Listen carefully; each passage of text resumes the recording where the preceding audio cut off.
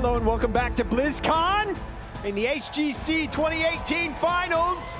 We're 2 matches in, we got 2 more to go. It's been incredible so far. We watched Gen G advance over the 1, and then just recently Team Liquid take a 2-1 win over Heroes Hearth Esports. That was an incredible match. We had Lost Vikings, we had incredible Towers of Doom games. It's been awesome. How are you guys doing in the house right now? All right, 2 more matches to go, guys. Up next, Tempo Storm, the last North American hope, versus Dignitas. It's a big one. I hope you're ready for it. I know I'm ready. We're headed over to the desk with Trixler right now. Thank you, Kevin. Oh my golly. We just had HGC and Team Liquid face off. It was a beautiful match that went to game number 3. Sadly, HGC will be falling out of the tournament, but we still have one hope for North America, and that will be in the form of Tempo Storm. Over here to the left, I got Skimmy, J-Hal, and Caldor to talk about the series, as Tempo Storm will be taking on Dignitas. Skimmy, where is your stakes in this series? Kevin says it's the last hope for NA, and I think he nails it on the head right there. You know, he's a North American fan himself. I think he's almost seen the future, because I look at this one and I go, Dignitas are better on every different aspect. Sure. I think that Tempo Storm haven't shown us too much. Anything creative, I think you need to really jump into that Pandora's box. I'm talking Zol, I'm talking double tank, I'm talking Uther supports, becoming tanks. I want to see something crazy and wild to really try and throw Dignitas off here, because if they play standard, I don't expect it. J-Hal, I'm going to allow a little bit of bias right now. Tempo Storm, can they do it? Well, here's the thing, right? So I said to Cattle, I said, how wild is tomorrow getting? I talked to him last night, I asked Van, and they grinned and they said, it's getting pretty wild. That's all I can tell you. They didn't reveal anything, but I imagine that we will still go down the rabbit hole with Tempo Storm. Dignitas, though, they're a team that adapts to literally everything. They have probably the best player in the world in Wubby, who is their drafter. He does a lot from the offlane. I don't think this is a team like Dignitas that gets phased by anything out of the ordinary. Caldor, let's go ahead and take a look at the bracket, but since I allowed J-Hal some bias, let's hear your thoughts. Hashtag no bias right here. No, but just talking about Tempo Storm, I feel if Tempo Storm goes down the rabbit hole, they are playing meta, because so far when you look at players on the stage, we've only seen them with G-strats and double support. I actually talked to them yesterday a little bit, and I really think that the Lucio strategy they pulled out on Cursed Hollow, where they were trying to run around the opponent and just snipe structures, I think it was wasted played against Gen G. I think it's a great strategy. I think it's something that I really appreciate as a team having it in their arsenal. And I asked them straight up, guys, do you not think that that might have been a strategy you should have pulled out a bit later? And they were like, yeah, maybe, we weren't quite sure. We're hoping to get a win against Gen G where they didn't quite work out, but maybe against Dignitas they have a shot. Well, here's the schedule so far. We're about to start the lower half of the tournament, but already Gen G and the one has faced off. Gen G takes an easy 2-0 there. We'll be moving to the semifinals, and then a solid best-of-3 between Heroes Hearth and Team Liquid. Team Liquid able to bring it out, but Heroes Hearth sure came out firing there, Skimmy. I mean, it was a really close game. I know us on the back stage there was on our feet, you know, just dancing around, thinking what is going on right here. Especially some of those moments with the Lost Vikings, we're thinking that core rush, it looked pretty crazy at times. I'm thinking, hang on a minute, like they're getting keeps, are they going to win this game? Then it goes back and forth, back and forth. It finally finishes in this massive, massive core race. But, you know, we expected that to be the series, or at least I did anyway, the series to watch of the day. The crowd got behind it and it didn't disappoint. Well, talking about tomorrow, let's talk about Gen G versus Team Liquid a little bit. J-Hal, that series is going to be a nail-biter. It's going to be exciting just because of what Team Liquid has managed to accomplish during the opening week. We already know they took the game off of Gen G, the only team to do so during the opening week. But all signs are trending positive for Team Liquid. For Gen G, though, it still feels like they have not shown much of anything. So tomorrow's matchup, to me, is very exciting for many reasons. Well, let's go ahead and focus on our players here, as Glorong and Zalia are going to step in and drop some knowledge bombs on you. And Zalia, he's got some words for Glorong Zillidan.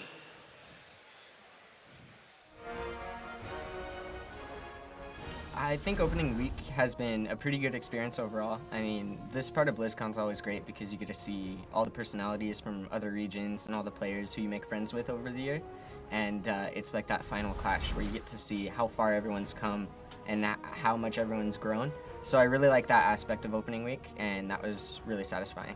So we played Dignitas first on the stage in Anaheim, and while most people would be pretty scared to face them right away, I kind of view it as, if we're going to win the tournament anyways, we'll have to face them, and I'd rather face Dignitas in a best-of-3 than a best-of-5. So in terms of winning the tournament, it's actually a pretty optimistic outlook. It's like the best scenario for us in the case where we do run into Dignitas. So They are a super formidable team, and it's going to be a really hard match, but we'll have the atmosphere and the crowd of NA behind us, and also we'll be facing them in a best of 3. Our group stage run was nothing less of incredible. It was went 10-0, perfect score. We had rough games. You know, we're almost kind of known to start slowly now, but we made it work. And then we always came back in the second game and smashed them. So 10-0 it is, and we definitely look forward to the playoffs. First round is going to be tempo. We've seen them do a lot of things like double sport, Illidan. They have a lot of tricks, but Glorung, if you're out there, if you try to pull out the Illidan on us, we're going to take your glaives and shove them up your The crowd at BlizzCon is incredible. I was here last year as well, knocked out quite quickly, but even in that best of 3 first round, it was packed. There were so many people. You just look out and there's this sea of excited fans and everybody just, you know, getting pumped together about something that we all love. Incredible feeling just walking out there, sitting down and wow, I cannot even describe it. It's just incredible. All right, friends of BlizzCon, now is the time. We need to lend these teams our energy. In the red corner, the last hope for North America, it is Tempo Storm!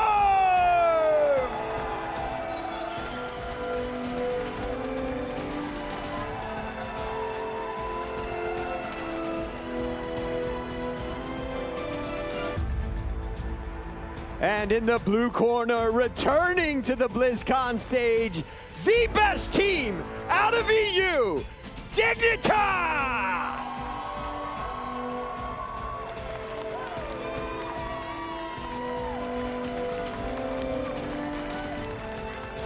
All right, captains, you know the deal. Center stage to shake hands.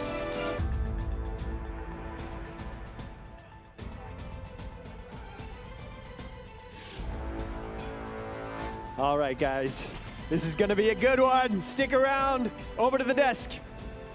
What a series we are about to watch. If we're looking at Tempo Storm, there is 2 things that I think you need to consider here. One, they have an interesting take on the meta. 70% of their group stages had double support in some form, Caldor. Does Tempo Storm stick to their guns here, or do they bring out new weapons? I think they have to bring something new for sure, and I was actually surprised that they went that wild in the group stage. I expected them to bring some of those strategies out for sure, but I didn't really think that they would do it so continuously as they did, because by now, at least towards the end of the group stage, they felt pretty predictable, and I feel that was a huge problem. So if they have anything prepared here, they need to show it right now, and it has to differ from what they've already shown us on a daily basis. Jay, how the second thing that Tempo Storm has going for them is this crowd. They are on home field advantage. North America is cheering for the teams. You heard with HGC. How does Tempo Storm empower themselves with that crowd? Well, we've seen a lot of prioritization. Fan, he made some pretty bold comments before this tournament unfolded. There's times where it's looked like he lives up to that, but then as a team, it looks like they falter. And I think a lot of it is being on Playmaking Heroes, living up to that self-imposed hype you gave yourself, and I think they can get behind and really have that crowd rally behind them. Now, Dignitas has felt unstoppable. If we look at the Western Clash and also the group stages, they are actually 22-0 on LAN so far. That is a pretty darn good record. Tempo Storm facing off against that, Skimmy. How do you even wrap yourself around that and decide how to break it? I mean, you're looking at this series, as I mentioned already, right? You know that this team is very formidable in the West, arguably the best Western team that we have right now in Heroes of the Storm. You need to bring out those new weapons. You need something different. You've shown that you want to play these double supports. You want to try and work some quirky strats. We're going to see some very interesting bans and picks, I'm sure, in that regard. But, you know, you're not going to beat them toe-to-toe, in my opinion. You really need to bring out something. And as Glaron quite rightly mentioned, you know, they have a North American crowd that obviously fuels this momentum, the amount of sort of like charisma they have amongst them, but also they'll need it so they can actually just really execute on a forefront of, well, hey, this is North America. Sure. Let's get it done. Let's go over to you, Jay-Hao, really quickly on both these teams. Strongest attribute to both of them? The confidence that Dignitas has is very much warranted. It's amazing, and having Wubby there, you know, just kind of helping call the shots, getting the drafts. I mean, he alone could be the biggest asset of any team. That's how good he is, but I'd say confidence for Dignitas especially. Well, let's go ahead and focus on players here. I'm going straight to Fan. Fan, who has already mentioned that he feels like he's one of the best flexes in the world, and boasting a hero pool of 15 heroes in the second phase of HGC. This guy plays a lot of characters, but will it be enough today, Caldor? I'm not so sure. To be honest, if you look at the group stage, Tempo Storm barely made it. They came in and they said, we are in the group where we want to be in. We would rather face Miracle than Tempest. We would rather face off against Team Liquid than against the Leftovers. Both of those matches, they lost. They only beat BTG and they took down Luna Meow. Sure. So they barely made it into the next round. So they have to really show now that they have something prepared here. And I agree with Skimmy. They have to surprise Dignitas somehow. But how do you surprise Dignitas? That's the biggest question here, because I certainly don't have an answer to that. No. Part of it is when you're playing these double support compositions, you don't have the macro aspect down because you don't have that wave clear available. And a lot of teams seem to be exploiting that, especially with the Sergeant Hammer coming in. So maybe the adjustment comes down to the hero pools, and maybe we stop running that double support. Well, I mean, the whole part of going to where we're going, I mean, it almost feels like if you're going to out macro them, just kind of take control of things, like the Cursed Hollow strategy, it seemed like you tried to do everything but teamfight. It seems like you tried to make a lot of plays happen. Sure. And I don't know if you can do that against Dignitas. They're such a good team at adapting to literally everything. They're that good. Yeah. It's so hard to really come up with a strategy to fool them at any stage of the game. Well, let's find out if Tempo Storm can pull it off. Battleground number 1 is ready to go between our teams. Let's see where exactly we will be heading. First Battleground is going to be Volskaya Foundry. And that's already my first question. It's Tempo Storm who actually picks the map. And I have to ask you here, Jay, this is a map that Dignitas has run in the European region 13 times. They lost a single time on this map. And for Tempo, traditionally speaking at least, it's not their strong map by any means. What makes that choice happen here? I really wish I had an answer for you, because I'm on the page with you. If I see Dignitas on the other side, the last map that I want to start with is Volskaya. And if we're going down the weird category, this is not a map you get away with stuff on. You mess up on that very first control point, that is such a mountain to climb to get back in. It's so difficult. I'm really eager to see. There's only one strategy that I know. If you see it, this crowd will light up, but we'll see if it happens. But it begs the question though, Jay, right? You know, there has to be something, as we've already pointed out, something unique that Tempo Storm have prepared it. Because if I'm looking at those map bans and what's available, I would be thinking Tempo Storm want to go for Dragonshy. It is their map. It's something that they're very, very comfortable on. So we're going to have to see exactly what comes out here. Yeah, and I mean, don't get me wrong. If you're going up against Dignitas, you're going to be hard-pressed to find a map where they're bad at. But this is a map that they played so often because they prefer to play here. But I agree with Jay. I think this is a map where Tempo Storm has to have something prepared. The problem that I see with it is that Dignitas has faced in the European setup so much stuff here. They faced Vikings, they faced Avatar compositions. I don't think there was anything that wasn't thrown against Dignitas. So even with an early Avatar pick here for Tempo Storm, I honestly don't know if they can surprise Dignitas on this map specifically. Look, I gotta say is if you're in the crowd, just wait. Just wait. All right then, Avatar, this is Junkrat. Just wait. This could get very interesting very quickly. But it's lends a hand once again, though, to the point that Glaurung mentions about it's a best of 3. So if they are going to try and draft quirky strats and try and start off here with Volskaya Foundry, yeah, you want that surprise element, but also if you can get that win against Dignitas in game number 1, you're trying to really exude that confidence and say, look, this is your map, this is something that you're very comfortable on, we've beaten you, we've gotten something so out of the ordinary, out of the range of possibilities that now you're thinking, hang on a minute, are we underprepared? Are we really able to get surprised? It's the one point that Glaurung actually made in the interview too, where he said, I would rather face Dignitas in a best of 3 than in a best of 5. And I totally agree with that point. Yeah. If you beat as Tempo Storm Dignitas, it's because you are surprising them, and in the best of 3, that's always easier than making it work on 5 maps. Is this possibly an Arthas ban here? Ooh, they go to the Johanna, but Arthas has been a mainstay for Tempo Storm, and double Arthas, which is available through that Ultimate Evolution, is quite a terrifying composition. Here we go. Honestly, I just not forget the control point. Look, I agree that this is a very high execution comp. Sure, but this is also a composition that Dignitas has faced multiple times in Europe. Exactly, like against another team I would have said, okay, yeah, how do they deal with this? You have a false set flying around, you can snipe anything on the map with the Samuro, with the Avatar clone. The problem is not only did Dignitas actually run that, they faced it several times. So they look at this and they immediately know what they're facing here. And they're not even hesitating with the last 3 picks. They're not surprised in the least. They're maybe surprised, but they're not shocked. They're looking at this and they're saying, okay, we know how to respond here. So I like the aspect from Tempo Storm focusing on macro, but I think if they were hoping on an element of surprise and seeing Dignitas without any clue, they are out of luck here. What? Let's go! Okay, they haven't seen this. Let's they go! have not seen this. Murky 5th pick coming out for Tempo Storm. The last time we had a Murky at BlizzCon back in 2015.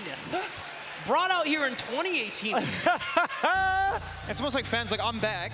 This is what I used last time. I'm going to use it again. I've never lost at BlizzCon, so I'm not going to let that trend start now.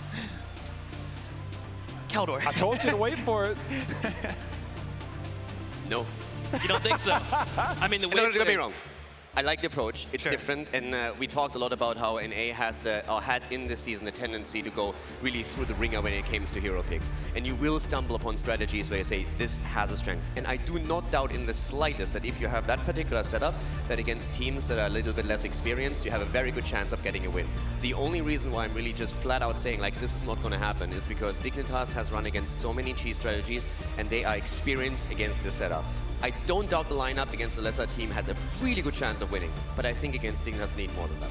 Even if it's not enough, the one thing that we guaranteed as a show, I mean, Tempo Storm is coming in here, they're like, you know what? We're just reaching into our bag of tricks. Let's play it all. I mean, let's literally play it all. It's coming out here, and if Dignitas does drop the ball at any point, I can see this really working out for them. Let's go ahead and go into the series here as game number 1 between Tempo Storm and Team Dignitas begins now.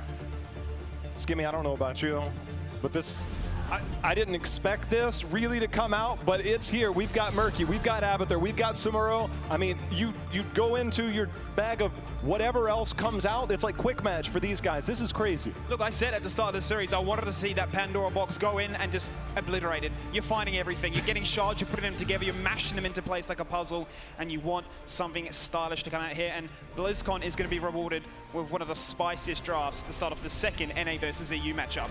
Well, here is Europe's favorite, is that's going to be JPL. His last run, he'll be on Diablo, Wubby on Urel, Poik. He's going to keep it standard. He'll be on the Rainer, Snitch on Phoenix, Zelia on Tyrande. Give it up for Dignitas!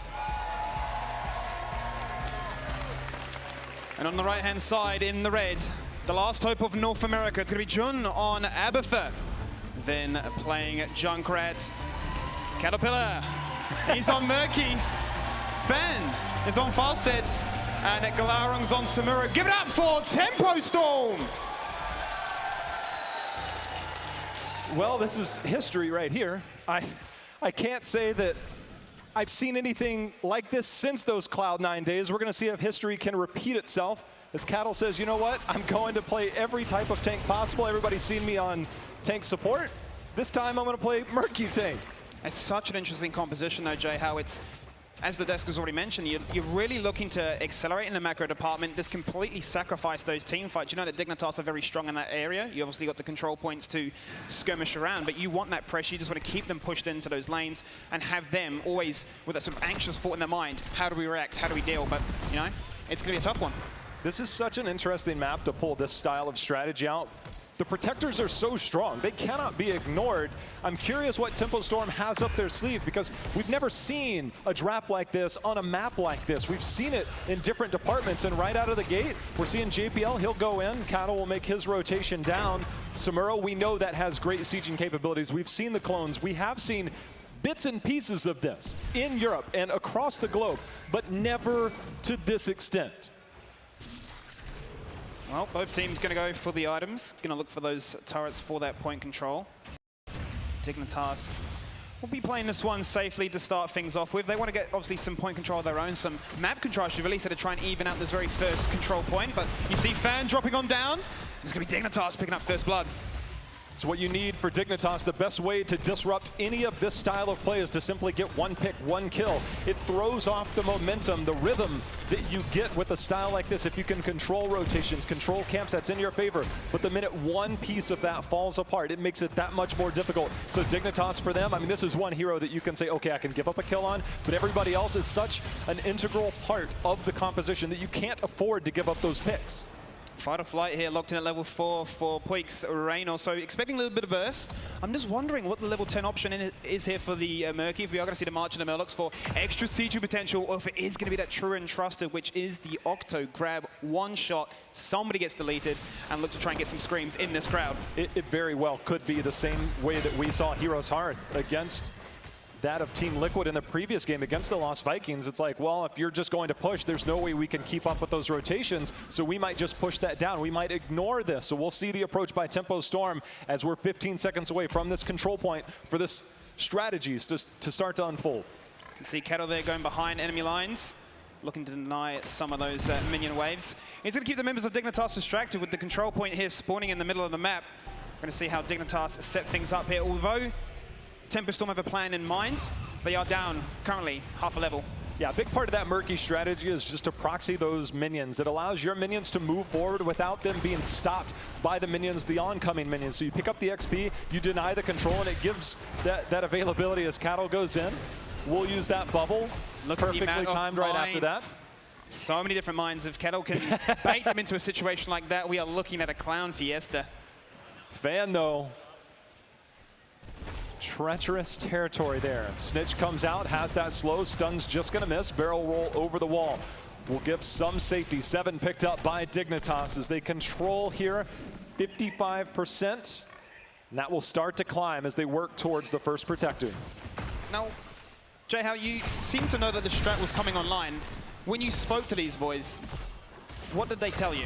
I can't tell you the secrets. It's only when it happens, when you see it, you can see the magic unfold. Cattle will try and hold on to the point to deny the protector. Those mines still lurking there, but here's the protector. This is where some of the problems will lie. What do you do if you're Tempo Storm? Because this protector will burn through a lot of these structures, and it does require a heavy defense from several members. They have the wave clear, but now they have to deal with this. Murky will fall again.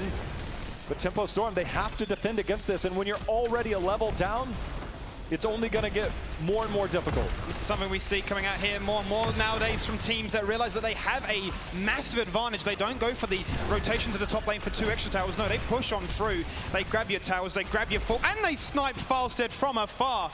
Damn, that was a big dunk. Well, things escalating quickly as it's almost a 2-level lead. Just 5 minutes in here for Dignitas, and it is a strategy where there's more experience banked in that mid lane, and they'll have the threat of 10. They are playing the correct call here because they get 10 off of that middle lane, and then they'll just be able to threaten either the bottom or the top with that 10-tier advantage. Glaurung taking a lot of damage from Snitch, continuing to proc that Arsenal synergy. Nice concussion mine will knock JPL back, but that is a tanky Diablo trying to survive. Falstad coming in, the biotic emitter used.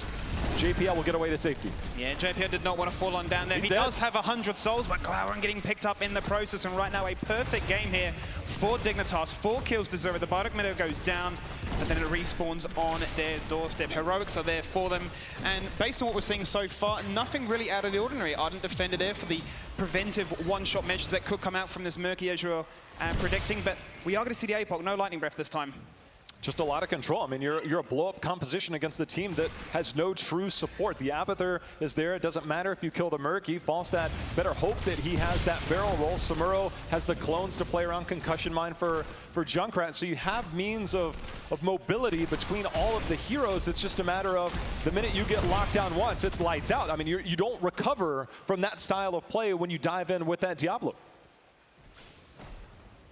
Tempo Storm soaking here for the level 10 as Cattle still keeps up his strategy of playing around some mines, playing a little bit of hide and seek, but also trying to bait out some members here from the side of Dignitas. Wobby has gone for the Divine Steed at level 7, so looking to try and keep up in that rotation department. Also, it could be a very tall order for him based on the fact of how many globals or how many rotation abilities Tempo Storm do have, but it's going to be the Invader looks to try and take away that turret, and instantly the punishment, the collapse from Dignitas. Well, just like we mentioned in the analysis part, Azalea will walk through those mines, is that Dignitas, you're not going to fool them. They are too smart. I mean, yes, it's great. You're running Bribe. They see your rotation out over towards that, and they just position themselves to move forward. We did see Cattle actually claim that, which was good for him. As we're going to see, here we go. It's clone time, and it's time to siege up. That's really all they can do at this point.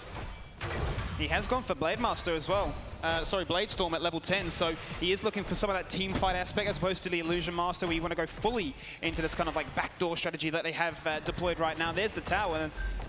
I think that probably surprises me more than anything out of this draft is we don't have the Illusion Master, more the Blade Storm, so It baffles me, right? Because you've got this idea in mind that you want to split push, you want to try and really play around that aspect, but then you've got the Riptide, which obviously does make sense, but it's this one-shot combo. You're looking for that Gust. It seems a little bit reminiscent of splitting the members apart and going for the kills like this. That's going to be the Hammer Fan getting his flight cancelled and gets deleted in the process before control point B does spawn. No March of the Murlocs either. I mean, they are playing with heroics the same way that you would see a traditional style play, but Dignitas is thwarted every step of the way. 5 kills to 0, not a single structure down on the side of Dignitas by Tempo Storm. Well, that's gonna get a kill. Murky comes in, Octo grab, Blade Storm out. Wubby, he's on Urel, very tanky. He'll be able to survive no matter what there as he holds position. Glaurung starts to walk away, but now this is where Illusion Master would be good because Glaurung is going to get tracked down. Remember, you mentioned Divine Steed was picked up, so you don't have that cooldown reduction on your E if you're Wubby, but Glaurung is just in such a difficult spot. It looks like plays are being made elsewhere also. Buying some time in the bottom lane, but a skirmish does continue in the top lane as Jay holds that point down without any hitch whatsoever. The level 13 talent advantage really working in their favor, and also the bottom middle utilized to ensure that he does stay on that point. And you know, right now, Jayhao, I'm just looking for that moment, like where does Tempo Storm fully come online? They're going to be playing this very defensive style. They've got this kind of hybrid between their ultimates of, look, we're wanting the team fight, but we do also want to macro.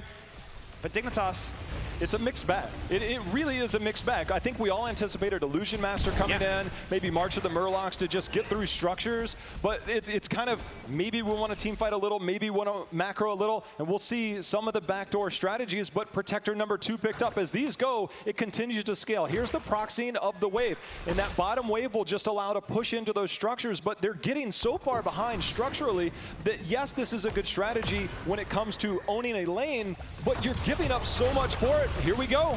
You're gonna go to the bottom lane right now here with the Samuro. Top lane is still pushing in there with a Triglide Protector, which has already actually gone through the gate, ignoring the other tower on towards that keep, which is down at 75%. Bottom lane still pushing, but Glaurung falls on down as the Purification Server does connect, and Dignitas quite happy with this trade, about to hit level 16, and they're gonna get a keep with a mule coming down. Too little, too late. Yeah, that mule does nothing. The Riptire will come out here, although that actually did not take it down yet. Fan holding position, Zelia staying alive for now. The turret also used, Fan taking damage from that, and now Cattle goes in on the Murky, trying to get some harassment, but with that Hyperion up, that will be enough to confirm the first keep of the game and a 16-13 lead for Dignitas. 3-level difference right now in this game as Tempo Storm unable to find the moment of magic that this draft is looking to achieve. And Dignitas see this is what Tempo Storm are looking to try and do. They want to try and proxy these waves. They want to try and cause some chaos in the map. But Dignitas aren't falling victim to this one. They had this idea in mind. We get the keep. We have that win condition online. Sure, you can go for that push, but we don't mind. Well, there's another dive, and this is all because structures have fallen. JPL and team will continue to go through. You can see Murky with the Octo grab there, unable to confirm any amount of damage or kill. They also give up the turret in the meantime. Everything that goes down, that's actually Murky egg revealed there. He'll have to wait to put down a new one, but every keep tower that falls, you'll see that experience climb higher and higher for Dignitas to just bully out Tempo Storm of this game. And Tempo Storm right now, they have 0 answers as Dignitas just walks down mid lane with 0 resistance. Oh, the Gust is going to be used because Fan gets deleted, and Dignitas with conviction coming straight through for the second keep of the game, giving Tempo Storm no breathing room, no chance to unlock their level 16, and more importantly, get that talent here. The defense, it's not achievable. The Gust had to be used. JPL just knew. He knew that was what was going to come across. He knew that they wanted to try and slow down this game and try and get more time for Kettle to do antics like this. And a perfectly timed owl there on the outside, dodging of the Lunar Flare, but Cattle will get the hat. Not willing to chase. It's not worth it. If it's a different hero, maybe, but you let the Murky go. Everybody knows what happens when you chase a Murky. That's never a good thing. Bottom lane right now. That's where Dignitas have their attention. They have 1 turret, 1 emitter, and 1 turret also on Wubby as well. So item advantage is massively in favor of Dignitas, not to mention the amount of map control that they have. Riptide is going to come across here, looking to try and find some clear. Dignitas are just, they're not phased. Murky will fall again. Wubby continuing to defend. This is where some of the push can come online. With the walls down, it makes it easier to siege up. Glaurung will try and get out of here. No Illusion Master makes it so difficult. Even using Blade Storm to get the Unstoppable just to dodge the stun, that is a 110-second cooldown. The inevitable departure out of that seemed impossible. Doesn't give you extra movement speed, but it is a big cooldown being burnt. Showing a little bit of signs of desperation right now in this game here by Tempo Storm. Currently down 10 kills to 1. And Dignitas about to hit level 20. Only one keep remaining. One Fort also in that bottom lane. And conveniently enough, Josh, that's where this next Protector spawns. Well, Dignitas is starting their rotation up, and Fan, he's going to have to barrel roll out, maybe use a Gust here, but the stun's going to land. The penetrating round will do some damage, and Fan will fall. And Tempo Storm, they're starting to fall apart. As 20 is here for Dignitas, the Protector. As you see the climb in a percentage, the control point, everything in favor of Dignitas, including taking that camp. The punishment potential is so real. JPL having a very chill game right now. He's just sitting on that point. No pressure and no need to be worried, because you're looking right here, the invaders coming across. Every single member of Dignitas has an item. This turret that's being picked up, they can't even equip it. They have to actually use some items to acquire some more. Catapults in 2 lanes. Protector about to be picked up with the 20-tier advantage. It doesn't matter what style of comp you have. The success rate of a level 20 team going down the bot lane with a Protector, actually they can go mid lane at this point. It's incredibly high and almost indefensible. If you look at the composition of Tempo Storm, one more pick and it's all she wrote. Tempo Storm, their last stand is now. They're going for the back door, but this seems too little too late here, Skimmy.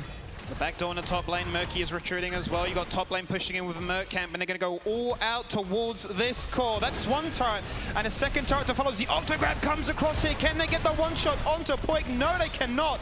Dignitas coming out in game number 1. They will not fall victim to cheese. They will take game, set, like that. An interesting game, to say the least. I wish there was maybe a better time, a better moment. You come out with these strategies. It's something that you've practiced. It's something you've prepared. But going against the likes of Dignitas, it feels almost impossible in the way that they played and in the way the picks came in for Dignitas. You hate to say like, oh, that's kind of what we expected. But for Tempo Storm, it was clear their strategy. Dignitas, they just had an answer every step of the way. So Tempo Storm brings out something fun, but it seems like they may have shot themselves in the foot a little bit, especially with their early game. They just did not stretch their opponents thin. When you're playing a Murky composition, an Avatar composition, and a Samuro composition, you are intending to frustrate your opponent. You are trying to pull them thin, and that never occurred. Tempo Storm never got their footing down because they died a little bit too much early. I mean, calling out Fan here and Glorong in particular, getting picked off multiple times in that match, it just hurt their comp way too much. I honestly want to be gracious here, but that was a joke. Like, I seriously don't know what I just watched. That was insane.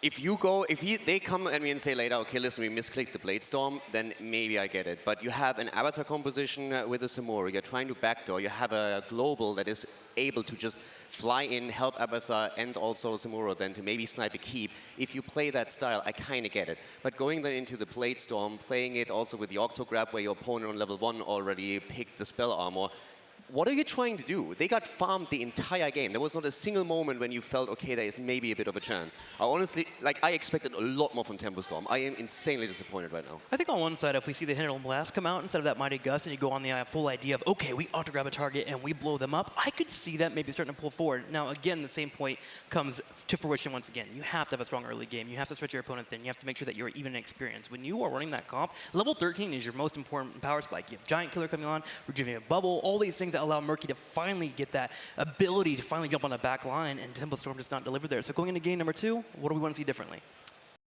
A bit more conviction, quite honestly. I want to see some conviction in actually how they play this series, because based on what we saw there, they had an idea, but I just wonder how much practice went into it. They weren't able to really execute on the idea of what that comp was looking to achieve. They had the Gust a few times and getting called out without being able to actually use it. So, you know, you have a shaky early game that transitions into a weak mid game. That power spike that you're looking to achieve just never actually comes into fruition. Well, we definitely did get a quick game, but we also have a quick word from our sponsors. The 2018 HGC Finals are brought to you in part by Republic of Gamers, Corsair, T-Mobile, Samsung SSD, and NVIDIA.